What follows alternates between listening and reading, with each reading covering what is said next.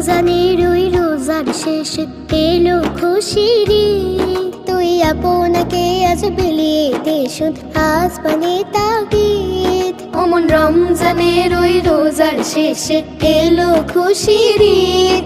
তুই আপনাকে আজ বিলিয়ে দে শুধ আসমানে তাগিদ।